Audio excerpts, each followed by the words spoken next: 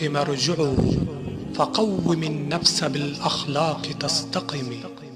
وليس بعامر بنيان قوم إذا أخلاقهم كانت خرابا.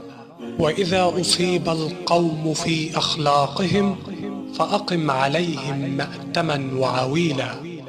بنيت لهم من الأخلاق ركنا فخانوا الركن فانهدم اضطرابا.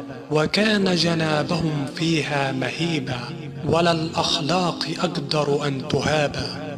وإذا الأخلاق كانت سلما نالت النجم يد الملتمس.